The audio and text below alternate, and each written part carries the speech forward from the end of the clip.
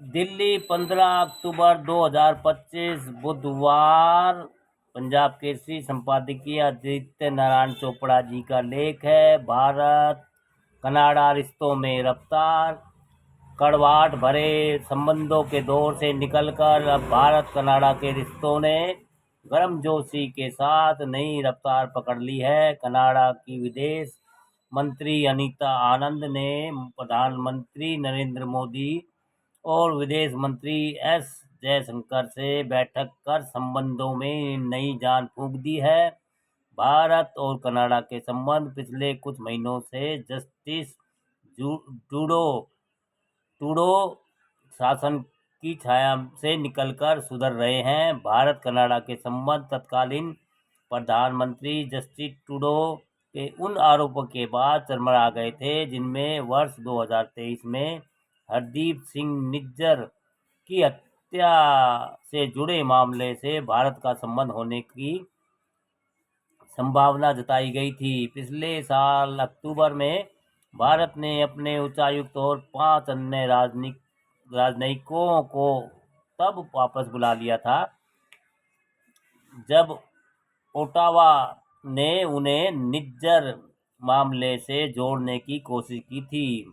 भारत ने कनाडा के भी इतने ही राजनयिकों को निष्कासित कर दिया था। कनाडा खालिस्तान तत्वों का गढ़ कैसे बना? इसके पीछे भी वोट बैंक की राजनीति का एक बड़ा कारण बना। सिख समुदाय जो कनाडा की आबादी का 2% से भी ज़्यादा है और उनकी संख्या 8 लाख के लगभग है, राजनीतिक परिणामों को आकार देने में महत्वपूर्ण भूमिका निभाते हैं। खासकर टोरंटो और वैंकूवर जैसे इलाके में ट्रूडो की सरकार को खालिस्तान समर्थक नेता जगमीत की पार्टी न्यू डेमोक्रेटिक पार्टी का समर्थन भी हासिल था। उनकी सरकार बैसाखी पर चल रही थी। यह जानते हुए भी ट्रूडो ने खालिस्तानियों को शरण देना जारी रखा कि वह समग्र रूप से सिख समुदाय का प्रतिनिधित्व नहीं करते। भारत के लगातार आग्रह के बावजूद ट्रूडो सरकार ने अपने कार्यकाल में खालिस्तानी तत्वों और गैंगस्टरों के गठजोड़ के खिलाफ कोई एक्शन नहीं लिया। इसके परिणाम स्वरूप खालिस्तानी तत्वों ने खुलेआम हिंदुओं के मंदिरों पर हमले और भारतीय दूतावास के बाहर तिरंगे जलाने और हिंदू समुदाय को धमकाने का सिलसिला शुरू कर दिया। हालत यहाँ तक पहुँच गई कि कनाडा में रहने वाले हिंदू तो आतंकित हुए ही, साथ ही उदारवादी दृष्टिकोण रखने वाले कनाडा के सिख में भी भय पैदा हो गया। अंततः ट्रूडो सरकार का पतन हो गया। उनकी जगह नए प्रधानमंत्री मार्क कार्नी की सरकार के सत्ता में आने के बाद स्थितियों में बदलाव आया। खालिस्तानी तत्वों पर एक्शन शुरू किया गया। कुछ गैंगस्टर पकड़े गए। अब कनाडा भारत में से रिश्तों में सुधार की लगातार कवायद में लगा हुआ है। एक नया भारत जो न केवल अपनी कूटनीति में से मजबूत है बल्कि रणनीति से दुनिया को भी सबक सिखा रहा है। हाल ही में कनाडा के वित्त विभाग ने एक रिपोर्ट जारी कर यह स्वीकार किया कि खालिस्तानी हिंसक चरमपंथी समूह देश के भीतर से वित्तीय सहायता प्राप्त कर रहे हैं।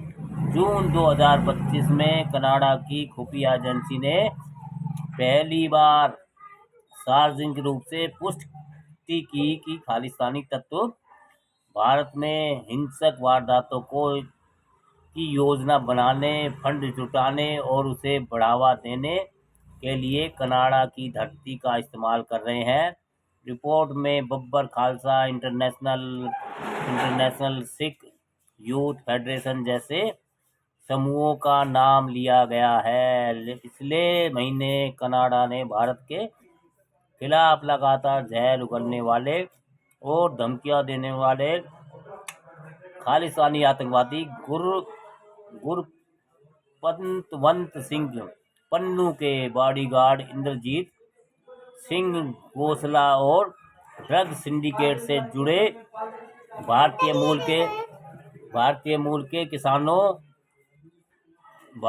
मूल के सिखों को भी गिरफ्तार किया। मार्क कार्नी सरकार ने सत्ता में आते ही दोनों ही देशों में उच्चायुक्तों को बहाल करने और व्यापार वार्ता शुरू करने पर सहमति जता दी। कनाडा ने खालिस्तानियों से मोह भंग होने के संकेत उस समय दिए जब कनाडा की फेडरेशन कोर्ट ने कम से कम 30 लोगों को कनाडा में शरण देने से इनकार कर दिया जिनका संबंध खालिस्तानियों से था। कनाडा की विदेश मंत्री अनीता आनंद ने विदेश मंत्री एम जयशंकर से मुलाकात कर भारत कनाडा की साझेदारी को आगे बढ़ाने के लिए दोनों नेताओं ने आवश्यक तंत्र को पुनर्स्थापित और पुनर्जीवित करने पर चर्चा की। इसके साथ ही एक महत्वाकांक्षी सहयोगी रोड मैप पर सहमति जताई। भारत कनाडा की ओर से जारी किए गए संयुक्त बयान में विदेश मंत्री एस जयशंकर और अनीता आनंद ने सहयोग करने, सूचना और विशेषज्ञताओं का आनंद प्रदान करने को, विभिन्न क्षेत्रों में अपनी अपनी जलवायु महत्वाकांक्षाओं का समर्थन करने पर सहमति जताई। उसके तहत नवीकरणीय ऊर्जा क्षमता, भारी उद्योगों का कार्बन मुक्तिकरण, प्लास्टिक प्रदूषण में कमी, रसायनों के दृढ़ प्रबंधन का समर्थन, सतत उपयोग सुनिश्चित करना शामिल है। इसके अलावा दोनों देशों ने एआई और डिजिटल अवसंरचना सहित विज्ञान और प्रौद्योगिकी में नए आयाम खोलने के लिए सहयोग बढ़ाने पर हामी भरी है। संयुक्त बयान में कहा गया है कि लोगों के बीच संबंध, आपसी समझ को बढ़ावा देने और दीर्घकालिक सहयोग के निर्माण के लिए दोनों पक्ष पर्यटन, सांस्कृतिक आदान प्रदान और व्यावसायिक गतिविधियों में सहयोग को मजबूत करने पर सहमत हुए। उभरती प्रौद्योगिकियों जैसे एआई, साइबर सुरक्षा और फिनटेक में अनुसंधान साझेदारी पर जोर दिया जाएगा और विदेशी परिसरों के माध्यम से भारत में कनाडाई शैक्षणिक उपस्थिति का विस्तार किया जाएगा।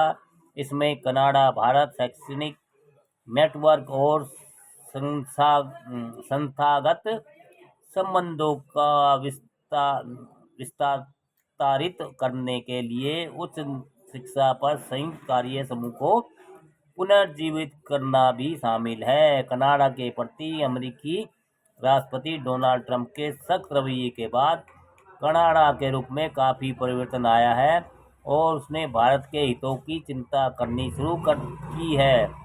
आज के विश्व में परस्पर सहयोग की बहुत ज़रूरत है। यही कारण है कि कनाडा का झुकाव भारत की तरफ हुआ है। कनाडा में भारतीय समुदाय वहाँ की संस्कृति और संविधान की आत्मसात कर प्रगति में अपना योगदान दे रहा है, इसलिए उनके हितों को नज़रअंदाज नहीं किया जा सकता। उम्मीद है कि कनाडा अपनी ज़मीन का इस्तेमाल भारत विरोधी साजिशों के लिए नहीं होने देगा और संबंध फिर से सामान्य होकर पटरी पर लौटने लगेंगे। दोस्तों, अच्छी जानकारी है। भारत कनाडा रिश्तों में रफ्तार। हाँ दोस्तों।